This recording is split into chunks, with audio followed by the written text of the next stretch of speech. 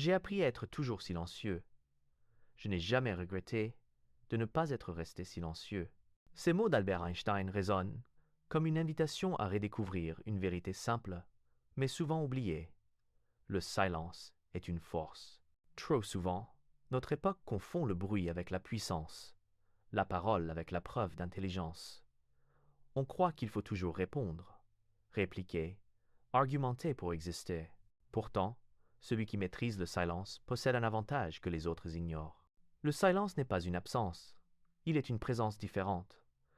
Il ne se vit pas comme un vide, mais comme un espace qui accueille. Dans le silence, on retrouve la lucidité que les bavardages étouffent. Celui qui se tait n'est pas faible. Il se protège de l'agitation inutile et préserve son énergie pour ce qui compte vraiment. Là où la parole s'épuise en justification, le silence impose une dignité tranquille. Il révèle une maîtrise de soi qui impressionne plus sûrement que des discours précipités. Nous vivons dans un monde saturé de bruit. Les réseaux sociaux réclament des réactions immédiates, les conversations s'entrechoquent sans cesse, et chacun veut se faire entendre avant même de comprendre. Dans ce tumulte, le silence devient un art rare. Il n'est pas une fuite, mais un choix conscient. Se taire, c'est reprendre le contrôle d'un espace intérieur que le monde extérieur tente de coloniser. C'est affirmer que l'on n'est pas obligé de participer au vacarme collectif pour avoir de la valeur. Einstein, en choisissant le silence, nous enseigne une leçon paradoxale. Parfois, l'expression la plus éloquente est l'absence de mots. Le silence ne fait pas de bruit, mais il marque les esprits. Il laisse à l'autre le poids de ses propres paroles et nous permet, à nous, de rester intacts, libres de toute réaction impulsive. Dans son calme parent, il contient une puissance insoupçonnée, celle de la maîtrise de soi, de la réflexion profonde et de la véritable liberté intérieure. Apprendre à se taire quand tout pousse à parler est un acte de courage. C'est refuser d'être happé par la vitesse et l'impatience de notre temps. C'est prendre le risque d'être mal compris, parfois, mais avec la certitude que le silence construit à long terme ce que les paroles détruisent en un instant. Ainsi commence le voyage vers une sagesse plus profonde. Découvrir dans le silence non pas une faiblesse, mais une arme douce et invisible, capable de transformer notre rapport au monde. La colère est comme un feu soudain qui s'allume dans la poitrine. Elle monte rapidement, embrase le cœur et cherche aussitôt une sortie par la bouche. Dans ces instants brûlants, les mots se précipitent sans filtre, aiguisés comme des lames, prêts à blesser. Mais une fois libérés, ils ne peuvent plus être repris. Ce qui a été dit reste gravé, parfois pour des années, parfois pour toujours. C'est là tout le danger. Parler sous l'effet de la colère, c'est confier la direction de sa vie à une tempête. Qui n'a jamais connu cette scène où une dispute anodine devient une fracture irréparable? Un mot de trop, prononcé trop vite, peut transformer une simple divergence d'opinion en un abîme entre deux êtres. Imaginons un couple qui, au détour d'une contrariété banale, se laisse emporter par l'orage des reproches. Elle accuse, il répond. Chacun hausse la voix, chacun veut avoir le dernier mot. Les phrases se font plus dures, plus tranchantes. Puis vient le silence glacé, non plus choisi mais imposé par la douleur. Dans la fureur du moment, on a cru libérer sa vérité, mais en réalité, on a semé des blessures profondes. La colère passée, il ne reste que le goût amer du regret, et cette question lancinante. Pourquoi ai-je parlé? C'est précisément dans ces instants que le silence devient un allié précieux. Il n'est pas une soumission, encore moins une faiblesse, mais une barrière dressée contre la destruction. Se taire, c'est refuser de nourrir l'incendie. C'est s'accorder un temps pour respirer, laisser la flamme perdre de son intensité. Dans le calme du silence, le cœur retrouve son rythme, l'esprit reprend sa clarté, et les mots qui auraient pu faire mal s'éteignent avant même d'avoir été prononcés. Celui qui choisit le silence dans la colère se protège lui-même autant qu'il protège l'autre. Il se donne la chance de répondre plus tard avec justesse, plutôt que de réagir immédiatement avec violence. Il évite de transformer une colère passagère en cicatrice durable. En cela, le silence agit comme un rempart contre les regrets. Combien de conflits, combien de relations détruites auraient pu être évitées si l'un des deux avait simplement choisi de se taire? Ne serait-ce qu'un instant, Einstein rappelait que l'on ne regrette jamais le silence. C'est une vérité simple, mais que l'on oublie trop souvent dans le tumulte des émotions. Se retenir au moment où tout en nous pousse à exploser, Voilà le vrai courage, car en laissant la colère parler, nous devenons ses esclaves. En choisissant le silence, nous redevenons maîtres de nous-mêmes. Et dans cette maîtrise se trouve la véritable liberté. Les liens qui unissent les êtres sont fragiles, tissés de gestes, de regards, de paroles échangées avec soin. Pourtant, il suffit parfois d'un mot trop dur, d'une phrase lancée sans réfléchir, pour fissurer ces liens. L'amitié, l'amour, la famille se construisent dans le temps, mais peuvent vaciller en un instant sous le poids de paroles malheureuses. C'est là que le silence révèle sa force invisible. Il agit comme une barrière douce qui empêche l'irréparable. Dans une dispute entre amis, un reproche blessant peut s'imprimer comme une tache indélébile.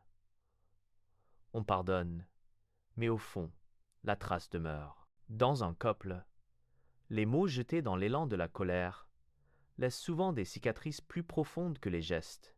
Dans une famille, une remarque faite à la légère peut résonner des années plus tard dans le cœur de celui qui l'a reçue. Les mots ont le pouvoir de guérir, mais ils ont aussi celui de marquer à vie. Le silence, lui, ne blesse pas. Il ne détruit pas. Il laisse l'espace nécessaire pour que la tempête passe, sans ravager ce qui a été construit. Savoir se taire dans ces moments, c'est offrir une protection à l'autre, mais aussi à la relation elle-même. C'est reconnaître que la valeur d'un lien est plus grande que la satisfaction immédiate de répondre. Ce choix n'est pas toujours facile, car tout en nous réclame de répliquer, de se défendre, d'affirmer sa vérité. Pourtant, céder à cet instinct, c'est souvent sacrifier la paix au profit d'une victoire illusoire. Le silence, lui, ne cherche pas à gagner, il cherche à préserver. Choisir le silence ne veut pas dire étouffer sa voix ou nier ses émotions. C'est plutôt apprendre à différer, à attendre le bon moment, pour parler avec calme et bienveillance. Cela demande de la maîtrise et une certaine humilité. Se mordre la langue, détourner le regard, respirer profondément, ce sont de petits gestes qui paraissent simples, mais qui sauvent parfois des relations entières. En laissant le temps apaiser l'impulsion, on donne à l'amour, à l'amitié, à la famille, la chance de continuer à grandir sans être brisé par un éclat de trop. Einstein voyait dans le silence une sagesse, et cette sagesse s'applique plus que jamais à nos liens humains.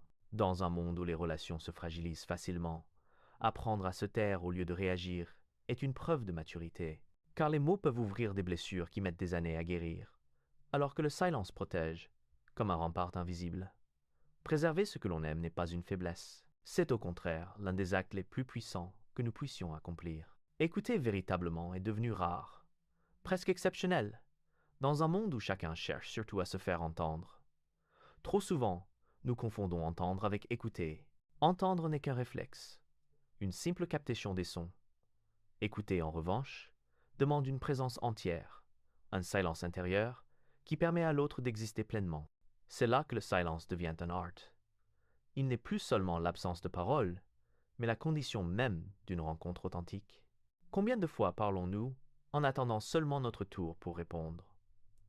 Combien de fois prêtons-nous une oreille distraite, tout en préparant déjà la réplique que nous lancerons ensuite? Dans ces moments, nous n'écoutons pas, nous remplissons le vide avec nos propres préoccupations. Et l'autre le sent. Il sent qu'il n'est pas accueilli, pas vraiment entendu. Il se replie, se tait, convaincu que ses mots se perdent dans l'air sans trouver d'écho. Le silence choisi, lui, change tout. Quand nous nous taisons vraiment pour laisser l'autre s'exprimer, nous créons un espace de confiance où il peut déposer ses pensées sans crainte d'être interrompu ou jugé. Être entendu ne suffit pas. Nous voulons tous être écoutés. Et être écoutés, c'est sentir que nos mots trouvent une place dans le cœur de l'autre. C'est percevoir que nos émotions sont prises au sérieux, que nos histoires comptent. Le silence qui accompagne l'écoute n'est pas vide. Il est rempli d'attention, de respect, d'une forme de bienveillance invisible, mais palpable. Il dit sans mots. Je suis là, et ce que tu dis a de la valeur. Ce silence-là est une marque de sagesse. Il demande de mettre de côté son ego, de renoncer à l'urgence de parler, pour accueillir pleinement ce qui vient de l'autre. Parfois, il suffit d'une oreille patiente pour apaiser une douleur ou réchauffer une âme. Là où 1000 conseils échouent, un silence attentif réussit, car l'écoute véritable ne cherche pas à corriger ni à convaincre, elle cherche simplement à comprendre. Einstein rappelait que le silence pouvait être plus puissant que les mots. Dans l'art d'écouter, cette vérité prend tout son sens. En nous taisant, nous apprenons à nous ouvrir. Nous découvrons que l'écoute est un don silencieux, un cadeau que l'on offre à l'autre sans attendre de retour. Et dans ce don se tissent les liens les plus solides, ceux qui ne reposent pas sur le bruit des paroles, mais sur la profondeur d'une présence. Le silence n'est pas seulement une protection contre les excès des émotions, il est aussi un espace fertile où naît la réflexion. Dans l'agitation du quotidien, nous sommes happés par des décisions à prendre, des choix à faire, souvent dans l'urgence. Le bruit extérieur et intérieur nous pousse à agir vite, à réagir, plutôt qu'à réfléchir. Pourtant, c'est précisément dans ces moments que le silence devient un allié précieux. En nous retirant du tumulte, il nous permet de retrouver la clarté nécessaire pour agir avec discernement. Se taire, c'est donner à nos pensées le temps de s'organiser. C'est comme laisser reposer une eau troublée. Peu à peu, les particules retombent et l'eau redevient limpide. Dans le silence, nos idées, d'abord confuses, se mettent en ordre. Ce qui semblait urgent perd souvent de son intensité, et ce qui était essentiel apparaît avec plus d'évidence. Un esprit agité multiplie les erreurs. Un esprit apaisé sait où poser ses pas. Ainsi, le silence devient un miroir intérieur, dans lequel nous pouvons contempler nos véritables intentions. L'histoire regorge d'exemples où la précipitation a conduit à la ruine. Combien de dirigeants se sont laissés emporter par l'orgueil d'une décision rapide et irréfléchie, entraînant guerre ou désastre qu'un instant de réflexion aurait pu éviter. À l'inverse, certains ont bâti leur grandeur dans l'art de patienter, en choisissant de ne pas répondre immédiatement, en laissant mûrir leurs décisions. Ils ont évité des pièges où d'autres se sont précipités. À l'échelle personnelle, chacun a déjà connu ce moment où l'on s'apprête à envoyer un message sous le coup de l'émotion, à dire une vérité brutale ou à accepter une proposition sans recul. Quelques heures de silence suffisent souvent à changer le cours de l'histoire. Ce que l'on voulait exprimer avec véhémence perd de sa force destructrice. Ce que l'on croyait désirable révèle ses dangers. Le silence agit alors comme un filtre protecteur, un garde-fou invisible qui nous préserve de nos propres impulsions. Einstein lui-même, par sa capacité à s'extraire du bruit du monde, a su concevoir des idées révolutionnaires. Ces découvertes ne sont pas nées dans le vacarme, mais dans ces instants de retrait où l'esprit s'élève au-dessus de la distraction. Le silence n'est pas une perte de temps. Il est le terrain où se prépare la vraie action, celle qui transforme durablement. Réfléchir avant d'agir, c'est accepter que le silence fasse partie du processus. Ce n'est pas de l'hésitation, mais une force qui permet d'avancer avec justesse. Celui qui sait se taire avant de décider s'offre la liberté de choisir en conscience. Et cette liberté vaut bien plus que toutes les victoires rapides et fragiles. Il existe des silences qui valent plus que 1000 promesses. Lorsqu'un être nous confie une part de son intimité, il nous remet une clé invisible, celle de sa confiance. Ce geste est fragile, presque sacré. À cet instant, notre responsabilité n'est pas de répondre par des mots, mais de garder en nous ce qui nous a été confié. Le silence devient alors un acte de loyauté, une preuve de maturité qui dit « Tes secrets sont en sécurité avec moi ». Parler là où l'on devrait se taire, c'est trahir bien plus qu'une confidence. C'est briser le lien invisible qui unit deux êtres. Une fois la confiance détruite, il est presque impossible de la reconstruire. Une confidence révélée à la légère, un secret partagé par orgueil ou par négligence, et c'est toute une relation qui peut s'effondrer. Celui qui trahit la parole donnée pour quelques instants d'attention oublie que les blessures causées par l'indiscrétion sont souvent profondes et durables. Elles laissent un goût d'amertume qui ne disparaît pas. À l'inverse, celui qui choisit le silence gagne une force tranquille. Il inspire le respect, car il prouve par son attitude qu'il sait garder pour lui ce qui ne lui appartient pas. Le silence devient alors synonyme d'intégrité. Il montre que l'on n'est pas esclave du besoin de parler, ni avide du plaisir d'impressionner. C'est une manière de dire « Je respecte ton histoire, je respecte ton choix, et je ne me l'approprie pas ». Dans cette retenue se trouve une grandeur que beaucoup ignorent. On pourrait croire que le silence est facile, mais il demande en réalité une discipline intérieure. Car parfois, révéler un secret peut flatter notre ego, nous donner l'impression d'avoir un pouvoir particulier. Mais la vraie force réside dans la retenue, dans la capacité de garder en soi ce qui a été confié, sans chercher à en tirer un avantage. Le silence devient alors un sceau invisible, qui protège la dignité de l'autre et la nôtre. Einstein rappelait que la sagesse se trouvait dans la retenue. Respecter la vie privée des autres, c'est prolonger cette sagesse dans nos relations humaines, car il n'y a pas de véritable amitié, pas d'amour sincère, pas de lien durable sans confiance. Et la confiance ne se nourrit pas de belles paroles, mais de silences gardés avec fidélité. Ainsi, se taire devient un acte d'amour et de respect. C'est reconnaître que l'autre est maître de sa propre histoire et que nous ne sommes que des témoins appelés à écouter, non à divulguer. Le silence n'est pas une contrainte. Il est l'expression la plus pure de l'intégrité. Dans ce choix, discret mais puissant, se cache une vérité simple. Protéger le secret de l'autre, c'est aussi protéger la dignité de la relation. Dans le tumulte du quotidien, nous courons sans cesse, les yeux rivés sur l'horizon, obsédés par ce qui nous attend, plutôt que par ce qui est déjà là. Le bruit du monde extérieur, mais aussi celui de nos pensées, nous empêche souvent de goûter la simplicité de l'instant. Pourtant, il suffit parfois de se taire pour que le présent se révèle avec une intensité insoupçonnée. Le silence agit alors comme une porte qui s'ouvre vers la pleine conscience.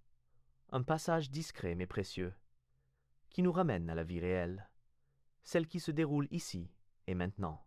Assis dans un parc, nous pouvons choisir d'écouter nos propres pensées s'agiter ou de nous laisser envelopper par le silence. Et dans ce silence, tout devient plus clair. Le chant d'un oiseau, la douceur du vent sur la peau, la chaleur du soleil qui caresse le visage, autant de détails qui nous échappent lorsque le vacarme de nos mots ou de nos préoccupations nous aveugle. C'est dans le silence que les petites choses reprennent leur place et qu'elles se transforment en merveilles. Un verre d'eau froide, un sourire échangé, le parfum subtil d'une fleur. Rien de tout cela ne peut être savouré si nous ne nous accordons pas d'abord un instant de calme. Le silence est aussi une invitation à la gratitude. Quand le monde se tait, même brièvement, notre cœur peut enfin reconnaître ce qu'il possède déjà. Nous réalisons que la vie ne se résume pas à ce que nous poursuivons, mais à ce que nous vivons.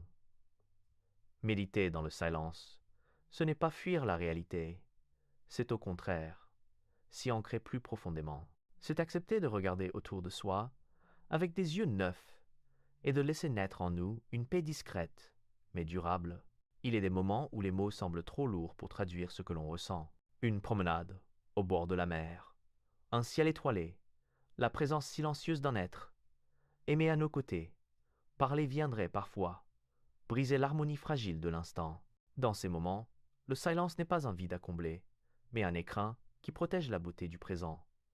Il devient le langage de la gratitude, de la contemplation, de la communion.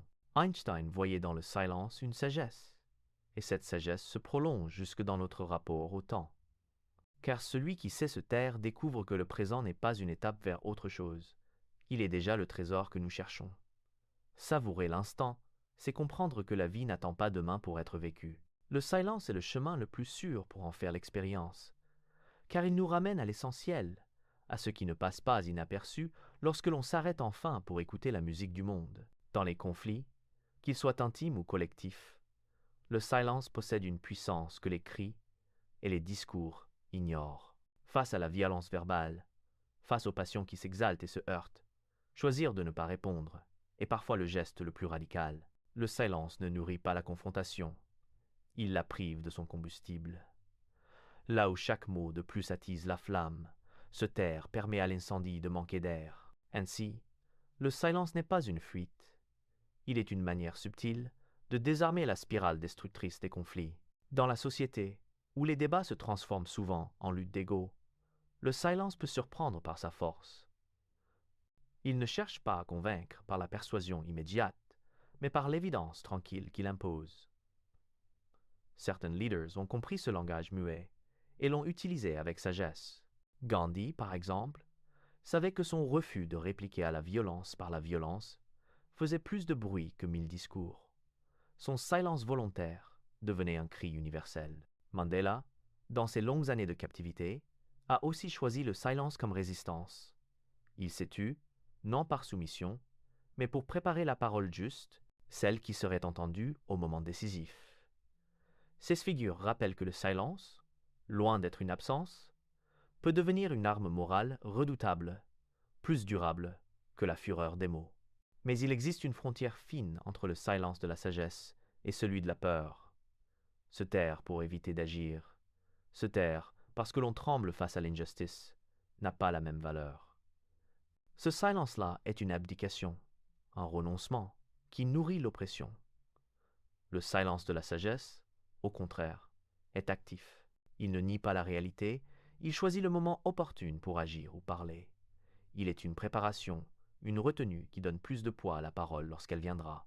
Là où le silence de la peur étouffe la vérité, le silence de la sagesse la préserve, comme une flamme protégée dans la nuit. Einstein affirmait que le silence est souvent la meilleure réponse. Mais encore, faut-il savoir quel silence nous habitons? Est-ce celui qui protège la dignité, qui refuse de céder à la colère et aux instincts destructeurs? Ou celui qui par faiblesse accepte que l'injustice s'installe? La différence se joue dans l'intention. Le silence de la sagesse construit, apaise, élève.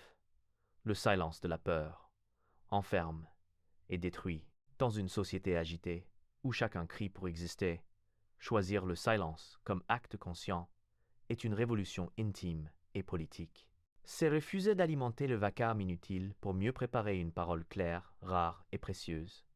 Le silence n'efface pas les conflits, mais il leur retire le venin. Et parfois, il offre à la vérité l'espace nécessaire pour apparaître d'elle-même, sans qu'on ait besoin de la crier. Le silence, malgré sa noblesse, n'est pas toujours compris. Là où il se veut sagesse, il peut être perçu comme indifférence. Là où il cherche à apaiser, il peut être vu comme un signe de faiblesse. Dans un monde où l'on attend des réponses rapides, où l'on confond réactivité avec attention, se taire semble parfois suspect. Celui qui garde le silence risque d'être accusé de ne pas se soucier, ou pire encore, de ne pas avoir le courage de prendre position. Pourtant, ce malentendu vient surtout de l'impatience des autres, incapable de reconnaître la valeur de l'attente. Il arrive aussi que le silence blesse involontairement. Dans une relation, un mot retenu au moment où l'autre attend une réponse peut être ressenti comme une absence, un refus d'écoute. Dans une discussion, se taire peut donner l'impression que l'on n'a rien à dire, ou que l'on se désintéresse du sujet. Le silence, par sa nature même, laisse place aux interprétations. C'est à celui qui le choisit de le rendre lisible, sans pour autant céder à la tentation du bavardage. Clarifier son intention ne nécessite pas toujours des mots abondants. Un regard attentif, une main posée avec douceur, un signe de présence suffisent souvent à montrer que le silence n'est pas un retrait, mais une écoute active. Elle, on peut dire sans parler. Je t'entends, je suis là, je respecte ton espace. Le silence garde alors sa puissance, mais il est enveloppé d'une chaleur qui dissipe les doutes, car le danger du silence n'est pas dans le silence lui-même, mais dans le vide qu'il semble créer si l'on ne l'accompagne pas d'une présence visible. L'équilibre entre silence et parole est une danse subtile. Trop de mots noirs le sens. Trop de silence égare l'autre. Il ne s'agit pas d'opposer l'un à l'autre, mais de les unir. La parole éclaire, le silence approfondit. La parole exprime, le silence accueille. Comme la respiration alterne inspiration et expiration, l'art de la communication naît de ce va-et-vient entre dire et se taire. Celui qui sait parler au bon moment et se taire quand il le faut détient une maîtrise rare, une forme d'élégance intérieure. Einstein voyait dans le silence un allié, mais il ne le plaçait jamais au-dessus de la vérité, car le silence n'est juste que s'il est choisi avec discernement. Se taire pour écouter, réfléchir, protéger, voilà un silence fécond. Se taire par désintérêt ou par lâcheté, voilà un silence stérile. Tout l'art consiste à trouver ce point d'équilibre où le silence ne cache pas la vérité, mais la prépare. Ainsi, loin d'être une absence, le silence devient un langage à part entière.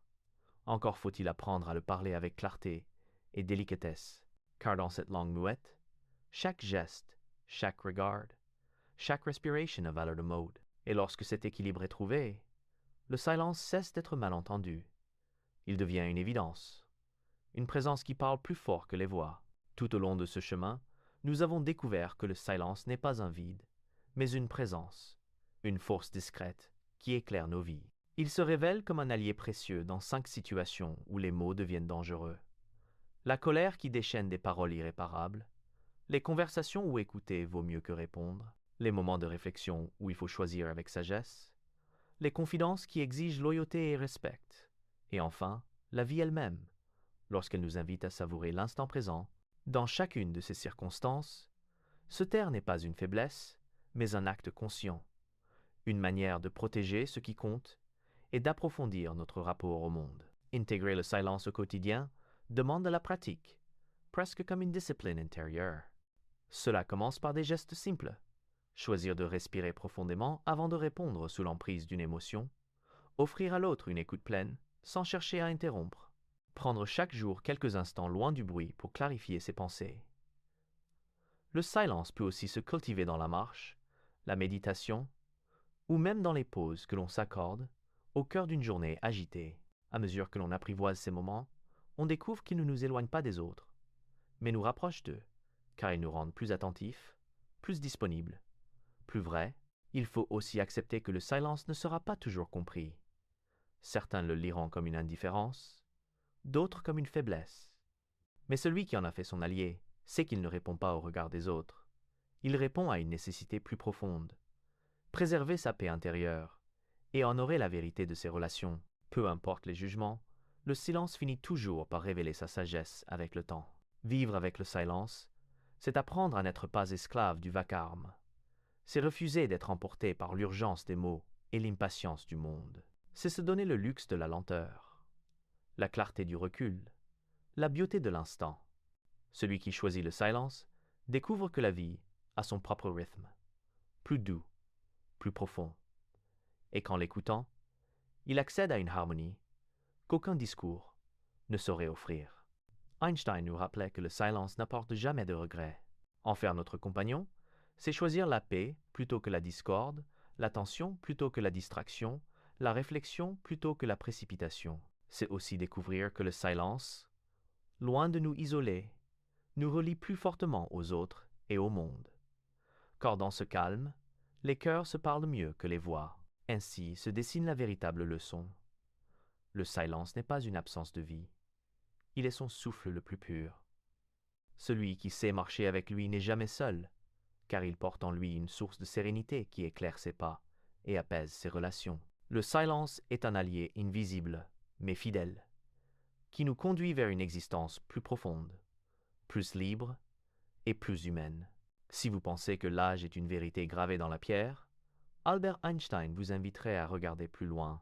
Pour lui, le temps n'était pas une ligne droite et rigide qui faille devant nous, mais une dimension souple, modelée par la vitesse, la gravité et la perception humaine. Cette idée, simple en apparence, mais révolutionnaire en profondeur, bouleverse notre manière de comprendre ce que signifie vieillir. Car si le temps est relatif, alors l'âge, tel qu'on le conçoit, ne peut être qu'une illusion que nous acceptons collectivement. Imaginez 2 voyageurs. L'un reste sur Terre, l'autre embarque à bord d'un vaisseau lancé à une vitesse proche de celle de la lumière. Quand ils se retrouvent, leurs horloges biologiques ne racontent pas la même histoire. Pour celui qui a voyagé, les années se sont écoulées bien plus lentement. Son corps a vieilli moins vite. Voilà le paradoxe. Selon Einstein, le temps s'étire ou se contracte. Il n'avance pas de la même manière pour tout le monde.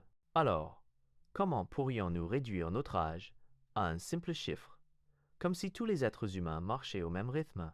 Dans notre quotidien, nous ne voyageons pas à la vitesse de la lumière. Pourtant, nous faisons chaque jour l'expérience de cette relativité intime. Une heure d'attente dans une salle vide paraît interminable, tandis qu'une heure passée à rire avec un ami semble disparaître en un souffle. Le temps objectif est identique, mais notre ressenti, lui, est totalement différent. C'est ici que naît le paradoxe d'Einstein. Si le temps se vit différemment selon les contextes, alors l'âge, qui n'est qu'une accumulation de temps, se vit aussi de manière singulière. Cette vision remet en question la façon dont la société définit ce que nous devrions être à 20, 40 ou 60 ans. L'âge n'est pas seulement une donnée biologique, mais le reflet d'une expérience intérieure. Certains, à 50 ans, possèdent l'énergie, la curiosité et l'élan de leurs 20 ans. D'autres, au même âge, se sentent déjà prisonniers du poids des années, comme si le temps les avait écrasés plus vite. Einstein aurait souri à cette idée. Ce ne sont pas les chiffres qui comptent, mais la manière dont nous traversons les instants. Quand on comprend cela, une question se pose. Et si nous cessions de mesurer notre valeur par le nombre d'années écoulées? Et si nous commencions à vivre comme si le temps n'était pas une cage, mais un espace malléable que notre conscience peut modeler? Car au fond, l'âge n'est pas une sentence, c'est une interprétation. Et dans ce regard se cache peu être la clé d'une jeunesse qui ne s'éteint jamais vraiment. Chaque année, nous soufflons nos bougies, comme si ce simple rituel dictait ce que nous devons devenir. Un chiffre s'ajoute, et avec lui une avalanche de jugements implicites. Ce que nous devrions accomplir, comment nous devrions nous comporter, quelle image nous devrions refléter.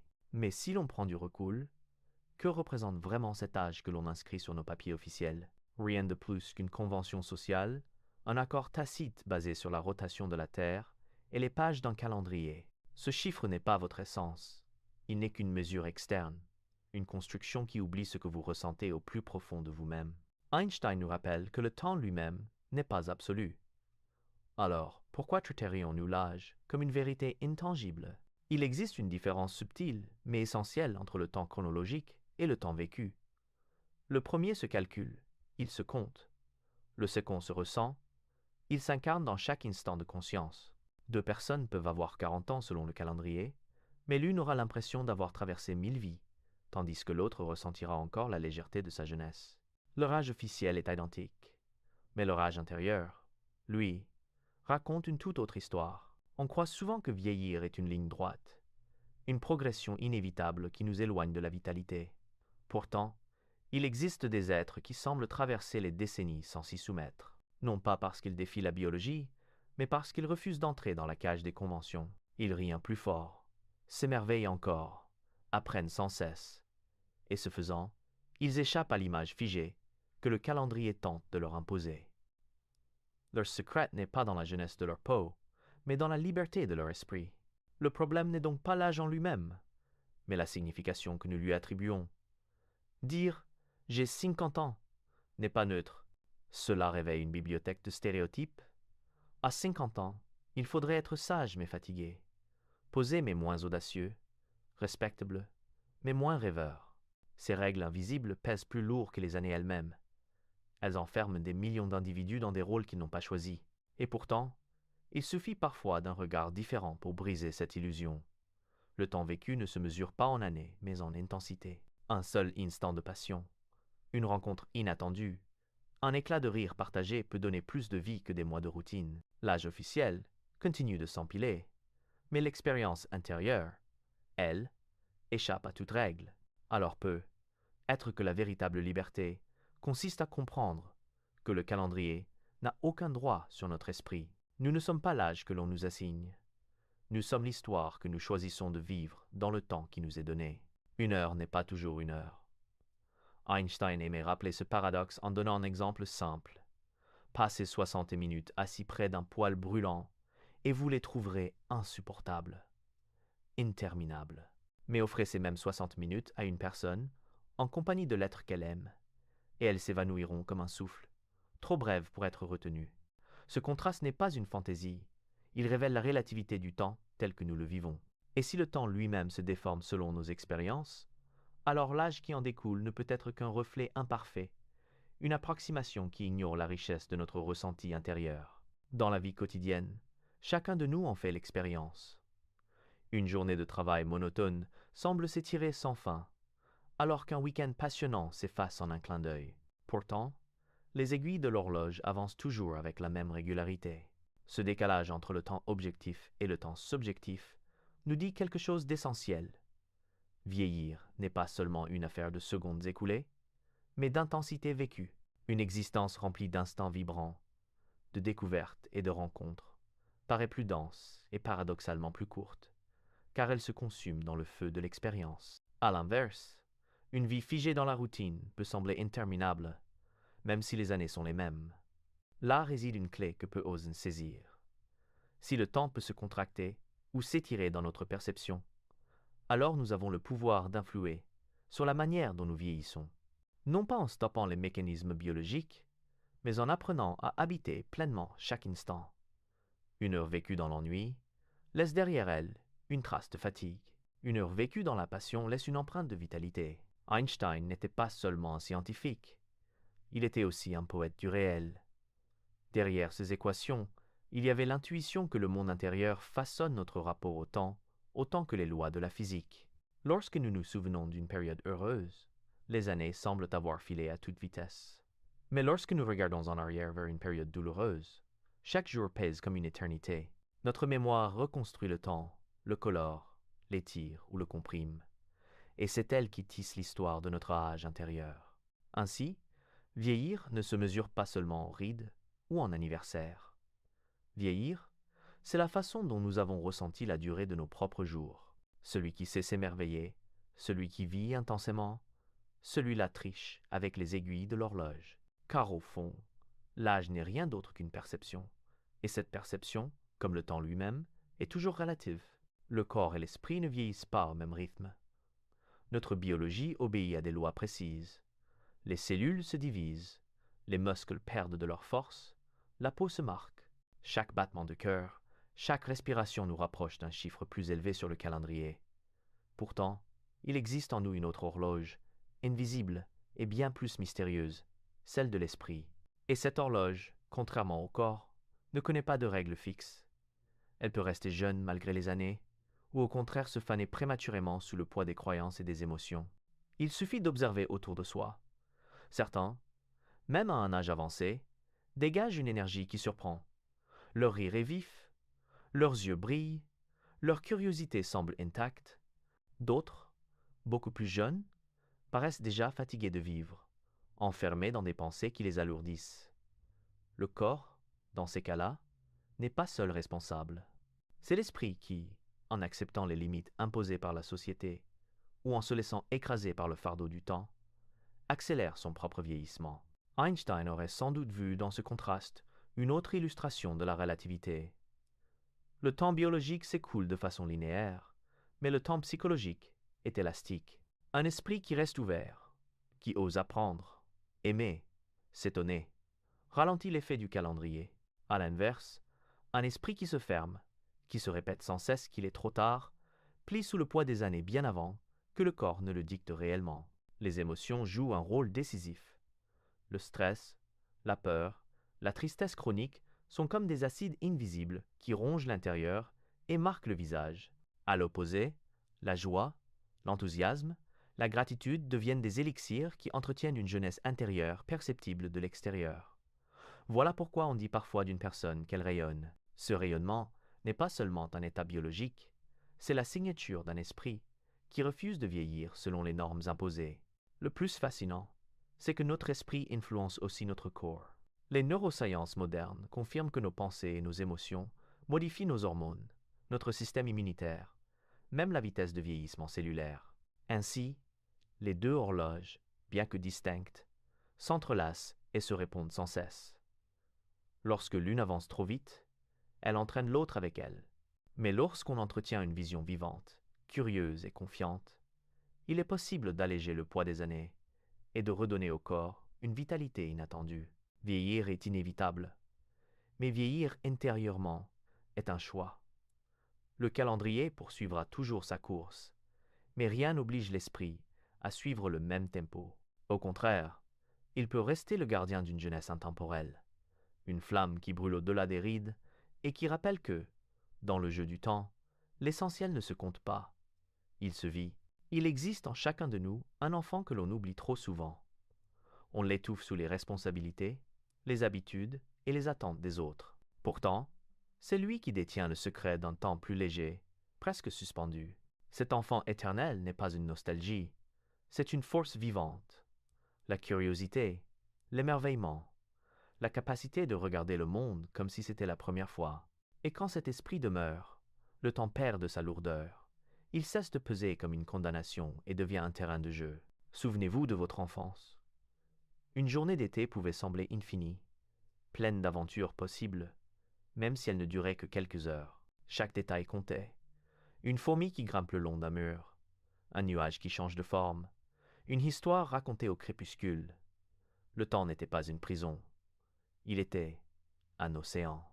Puis, Avec les années, nous apprenons à compter les heures, à diviser nos journées en cases, à courir après des échéances. C'est là que nous vieillissons véritablement, non pas dans le corps, mais dans notre façon de percevoir le monde. Einstein lui-même trouvait dans la curiosité une source inépuisable de jeunesse. Il disait qu'il n'avait pas de talent particulier, seulement une curiosité passionnée. C'est peu être cela qui le gardait vivant, malgré le poids de ses recherches et la rigueur de son esprit scientifique. Être capable de s'émerveiller devant une équation, un ciel étoilé ou une question restée sans réponse, c'était pour lui une manière de rester proche de cet enfant intérieur. Quand nous entretenons cette curiosité, le temps cesse de filer à toute vitesse. Chaque instant devient une découverte. Chaque journée, une exploration. Le cerveau s'active différemment. Il ne se lasse pas. Il ne s'enferme pas dans la répétition. Et c'est précisément ce renouvellement qui donne l'impression que le temps ralentit. Une vie pleine de premières fois, même à 60 ou 70 ans, paraît plus riche et plus jeune qu'une vie saturée de répétitions où plus rien n'étonne. L'émerveillement est une résistance subtile à l'usure. Celui qui sait encore s'étonner, rire comme un enfant, poser des questions naïves, garde une énergie que l'âge ne peut pas effacer. Ce n'est pas refuser de grandir, c'est refuser de s'éteindre.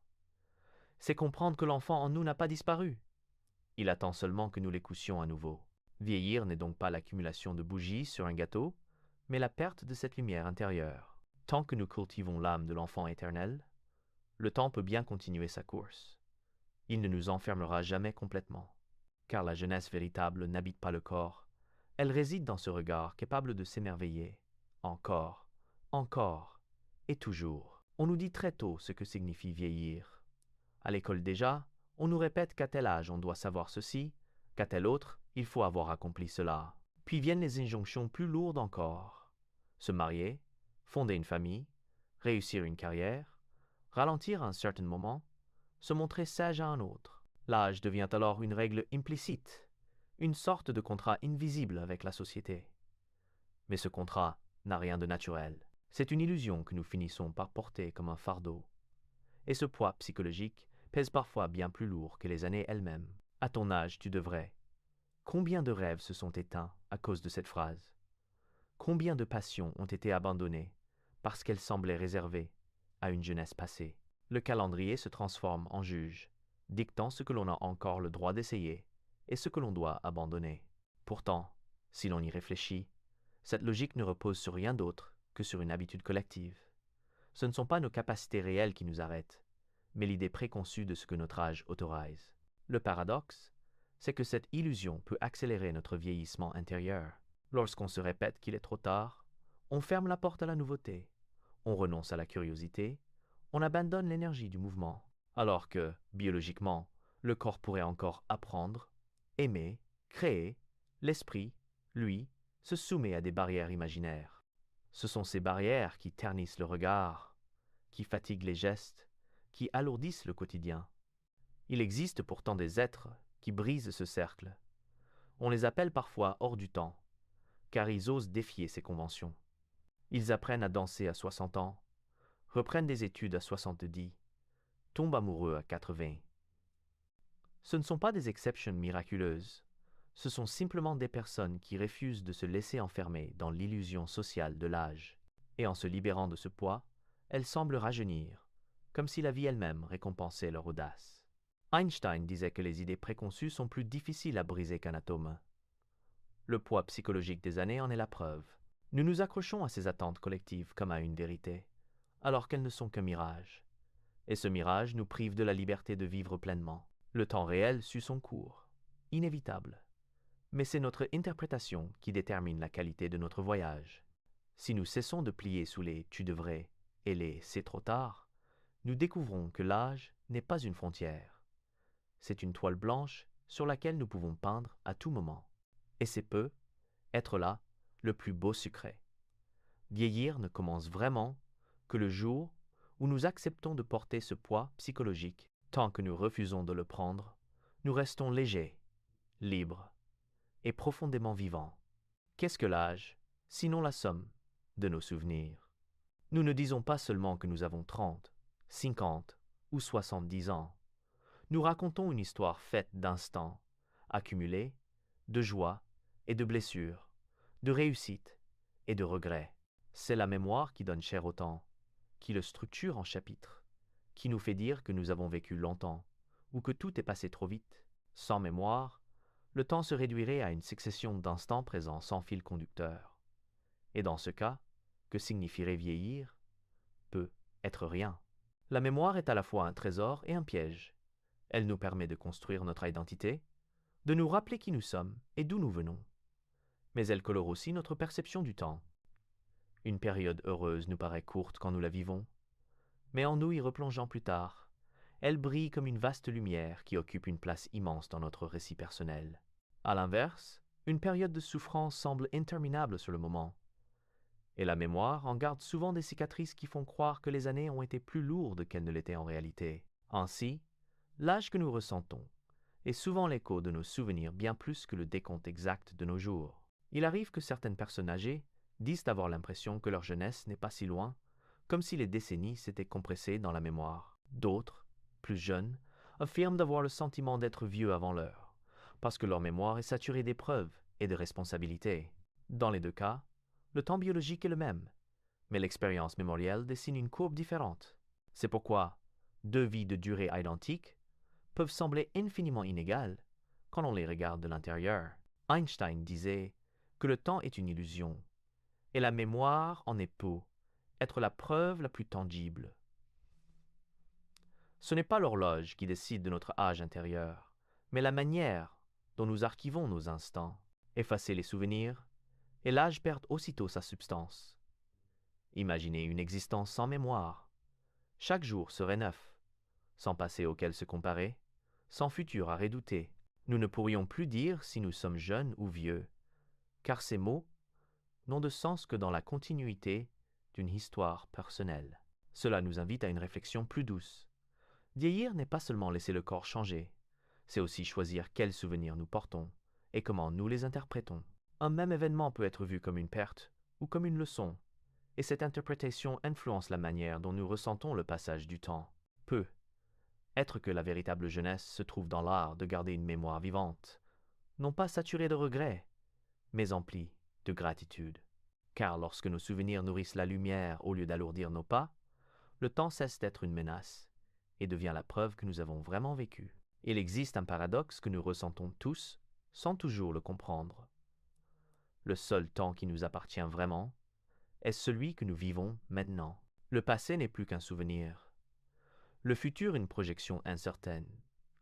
Mais le présent, lui, est une matière vivante, une éternité accessible à chaque respiration. Les traditions spirituelles l'ont répété depuis des siècles. Habiter pleinement l'instant est la clé pour dissoudre l'angoisse du temps qui passe. Et, d'une certaine manière, la science vient confirmer cette intuition. Einstein disait que la distinction entre passé, présent et futur n'est qu'une illusion, même si elle est tenace. Tout se déroule dans un continuum, et c'est notre conscience qui trace des frontières pour se repérer. Mais lorsque nous nous installons dans l'instant présent, ces frontières s'effacent. L'âge perd de sa rigidité, car nous ne sommes plus en train de compter les années. Nous sommes en train de vivre. Un instant vécu pleinement, à la densité de toute une vie. La peur de vieillir naît souvent de la comparaison. Hier, j'étais plus jeune. Demain, je serai plus vieux. Mais dans le présent, il n'y a pas de comparaison passible. Il n'y a ni hier ni demain, seulement le flux pur de l'expérience. Un enfant qui joue ne pense pas à son âge. Il ne pense pas à demain. Il ne pense même pas au temps. Il s'oublie, et dans cet oubli, il touche une forme d'éternité. Ce n'est pas qu'il arrête de vieillir, mais le vieillissement cesse d'avoir de l'importance. La science nous montre que vivre dans l'instant modifie même notre physiologie. Le stress, qui naît toujours d'une anticipation du futur ou d'un regret du passé, diminue lorsque nous revenons à l'ici et maintenant. Le corps se détend, le cœur ralentit, le système immunitaire s'équilibre. C'est comme si le présent possédait en lui un pouvoir régénérant. Plus nous habitons cet état, plus nous semblons défier le calendrier. Il y a dans cette idée une promesse profonde. Si l'âge est une illusion du temps, et si le temps n'existe vraiment que dans le présent, alors il est possible de vivre en dehors de la peur qu'il inspire. Chaque instant pleinement vécu devient un refuge contre la fuite des années. Chaque respiration consciente rallonge notre vie, non pas en nombre d'années, mais en intensité d'existence. Le secret n'est donc pas de chercher l'éternité ailleurs, mais de la reconnaître dans l'instant qui est là, offert sans condition. Car dans le présent, nous ne sommes ni jeunes ni vieux, nous sommes simplement vivants. Et c'est peu, être là, dans ce battement de cœur silencieux, que se cache la véritable victoire sur le temps. Certains êtres donnent l'impression que le temps a oublié de poser ses mains sur eux. Leur visage peut porter les traces des années, mais leur présence, elle, semble intacte, vibrante, hors du calendrier. Ce sont des artistes, des penseurs, des sages qui, par leur manière de vivre, défient la logique commune de l'âge. Leur secret n'est pas un élixir de jeunesse, mais une relation différente au temps. Ils ne se plient pas au rythme imposé par la société. Ils ne laissent pas les chiffres dicter leurs valeurs. Ils choisissent de vivre autrement, et ce choix transforme la façon dont on les perçoit. Regardez certains peintres ou musiciens. À un âge où l'on attend d'eux qu'ils ralentissent, ils créent encore, avec la fougue d'un adolescent. Leur passion fait mentir le calendrier. Picasso, par exemple, travaillait chaque jour, comme s'il avait à peine commencé à découvrir son art. Sa curiosité et son audace ne se sont jamais taries, et c'est peu, être pour cela que même vieux, ils semblaient toujours neufs.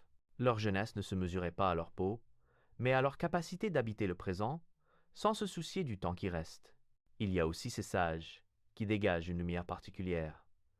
Leur regard est calme, mais plein d'étincelles. Ils ont compris que l'âge n'est pas une barrière, mais une perspective. Plutôt que de se soumettre à l'idée qu'à 60 ou 80 ans la vie s'éteint, ils continuent de grandir intérieurement. Leurs rails deviennent alors des marques de voyage, non des signes de fin. Ils semblent habiter un autre calendrier, un calendrier invisible où les instants se mesurent en profondeur et non en durée. On pourrait croire qu'ils sont rares, presque exceptionnels, mais en réalité, chacun de nous a cette possibilité. La différence se trouve dans la manière dont on choisit de se relier au temps. La plupart pliant sous le poids d'études vraies et des anniversaires qui s'accumulent. Eux, au contraire, refusent d'y croire. Ils se lèvent chaque matin, comme si la vie commençait, non comme si elle se terminait. Ils se permettent encore d'essayer, de rire, d'apprendre, de tomber amoureux. Et c'est cela qui les rend intacts, lumineux, hors d'âge. Einstein disait que le temps est une illusion persistante. Ces êtres l'ont compris à leur manière. Ils ne cherchent pas à arrêter les aiguilles d'une horloge. Ils choisissent de ne pas s'y enfermer. Et en faisant ce choix, ils offrent au monde une leçon silencieuse. Vieillir n'est pas une obligation, c'est une interprétation. Ceux qui vivent hors du calendrier ne nient pas le passage des années. Ils l'habitent avec une liberté telle que l'âge, soudain, perd toute importance. Einstein écrivait que « Le temps est une illusion, bien qu'elle soit tenace ». Cette phrase, que l'on cite souvent pour évoquer la relativité, dépasse le domaine scientifique. Elle vient toucher directement la manière dont nous concevons notre vie, notre âge et le poids des années. Si le temps n'est pas une donnée absolue, mais une construction de notre perception, alors vieillir tel que nous l'entendons n'est pas une réalité inévitable, mais une croyance. Le chiffre inscrit sur notre acte de naissance ne dit rien de la vitalité de notre esprit, ni de la lumière intérieure que nous portons. Nous nous accrochons pourtant à ce chiffre comme à une vérité indiscutable. Nous célébrons les anniversaires en comptant les années, nous jugeons nos choix en fonction de ce que notre âge autorise ou interdit. Nous craignons les décennies qui approchent, comme si elles marquaient des frontières irréversibles. Et ce faisant, nous oublions que le temps est avant tout un regard. Ce que nous appelons vieillir n'est souvent que l'accumulation de croyances collectives, un récit que nous acceptons de répéter. Mais si l'âge est une illusion, nous avons le pouvoir de la traverser. Il ne s'agit pas de nier la biologie, ni de refuser les transformations naturelles du corps, mais de comprendre que la véritable jeunesse n'est pas dans la chair, mais dans l'esprit. C'est la curiosité qui maintient vivant, c'est l'émerveillement qui garde le regard clair, c'est la liberté intérieure qui allège le poids des années.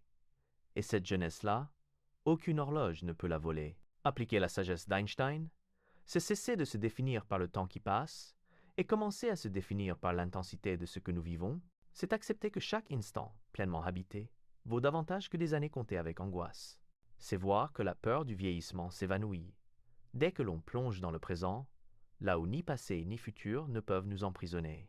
Au fond, l'âge n'est qu'un décor, une toile de fond sur laquelle se dessine notre existence. Ce qui compte, ce n'est pas le nombre des saisons, mais la manière dont nous les traversons. Les rides deviennent alors des marques de voyage, non des rappels de fin. Les années ne sont plus des barreaux, mais des portes, et chacune ouvre sur une nouvelle possibilité de se découvrir. Être-ce cela, la véritable victoire sur le temps? Comprendre que nous ne sommes pas condamnés à vieillir comme la société l'entend, mais invités à vivre, comme si chaque jour était une première fois. Alors l'illusion se dévoile, et derrière elle, il ne reste qu'une évidence simple et lumineuse. Le plus bel âge n'est pas inscrit sur un papier, il vit dans l'élan de notre esprit.